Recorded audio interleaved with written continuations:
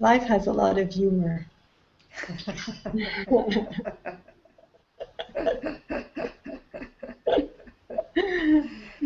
So Della, you've had a recent challenge that was thrown by life to you in terms of facing a cancer diagnostic.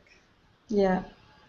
And I was wondering whether you could just talk to us about that, how that was for you, you know, how you lived that. Because for most people, that brings up all the fears and all the, you know, the little one strategies to try and cope and stay safe and stay, you know, take care.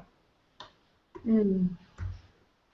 Yeah, well, you know, when I had the diagnostic 3 weeks ago, of course, I was kind of in shock, surprised. But then gradually and quite rapidly, what came was a beautiful gratitude for what was happening, you know, because it felt like the little one was really talking in a very radical way to me.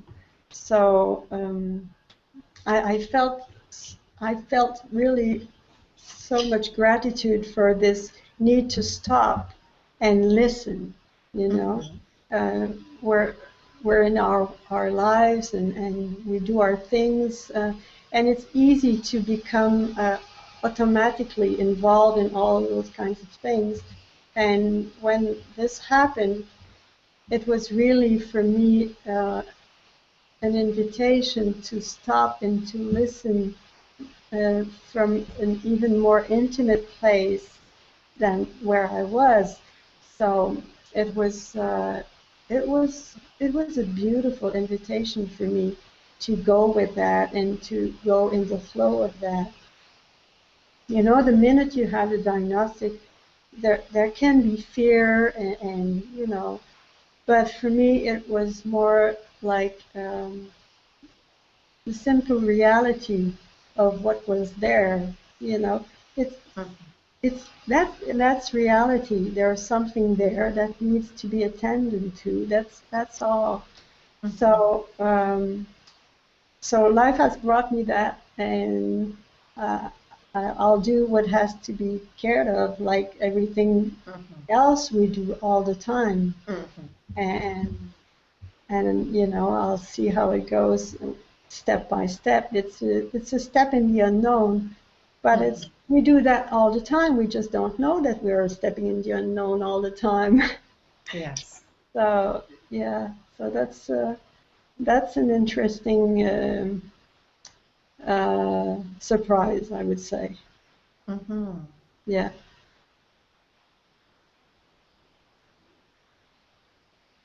And it just occurred to me that, you know, anything that brings up fear for people, obviously, you know, kind of motivates the little one to go into its strategies of taking care of things, right? So the more fearful a situation is, or the more fear a situation provokes, and cancer still has that power because, you know, the moment we hear cancer, we think of a fatal disease, you know, something that can potentially kill us. So that brings up the most powerful strategies of the little one and the most powerful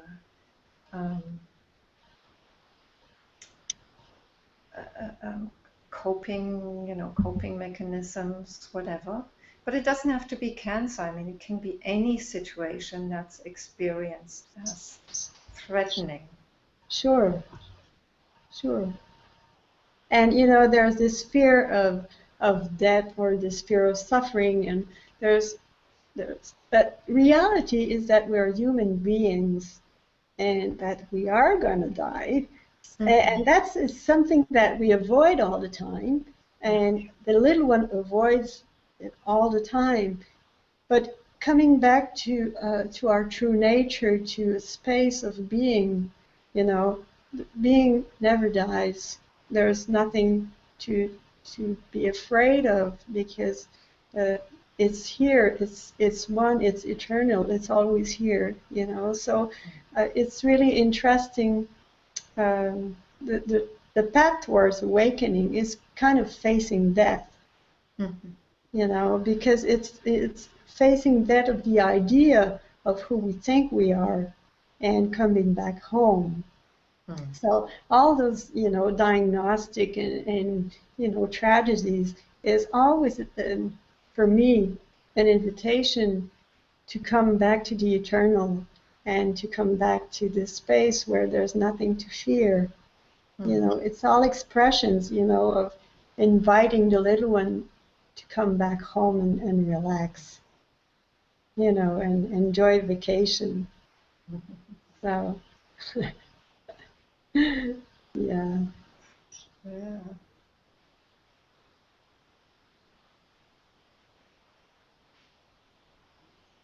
Hmm.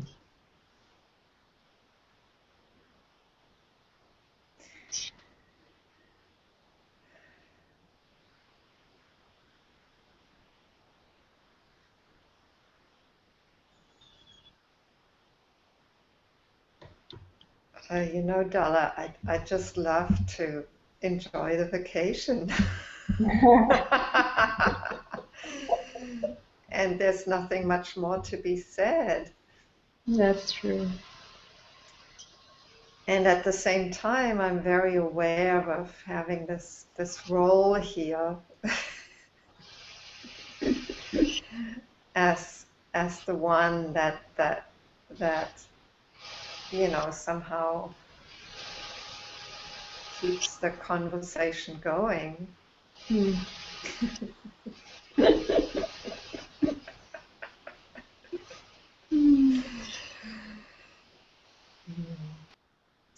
So Della, as I'm here on holiday, um, there's one more question that comes to me that I did want to ask you. Yeah. Which is, I know you offer also, and I think that may be interesting to people, because most spiritual teachers don't actually offer that, not spiritual teachers in the non-dual tradition, at any rate. You offer healing circles. Hmm. And I was just wondering whether you could tell people a little bit about what that is and what you do in those circles. Hmm. What's the offering in that offering? Okay. Healing circles is for me a gift of giving and receiving, which is done in groups. And the idea of this giving and receiving is from this space, is from this place, letting the energy, or letting uh, the space of no intention Mm-hmm. do what it has to be done. And so it's a from a very loving place, um, just being available, creating the energy in the group to make more space, you know, just to open the heart. And because there are many ways to open the heart, you know, there's the intention, with a clear intention.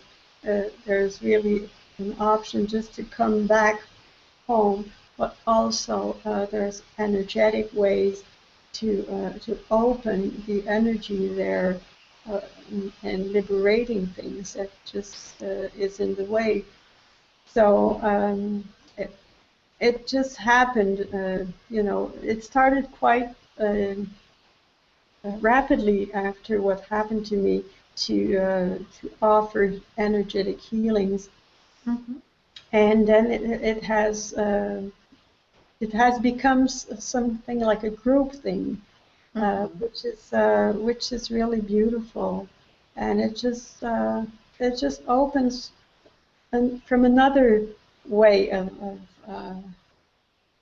it's another way of healing, but it's a beautiful way also to open more to space, to silence, to love, because there is so much love in our intimacy, so much, and we're just protecting ourselves from this love, but in a secure environment and in a secure group. That is just so beautiful, the opening that can happen there. And it's the invitation to recognize that this love is coming from inside, from not from the other bringing something, but just being safe enough to recognize that it comes from inside. It's already there, and we don't need to protect ourselves from this love anymore. It's just already there. And yeah, healing is just letting go of all this armor we have to protect ourselves from who we are.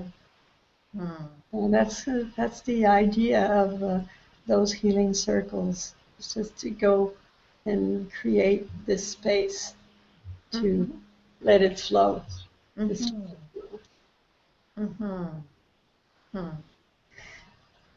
Yeah, beautiful.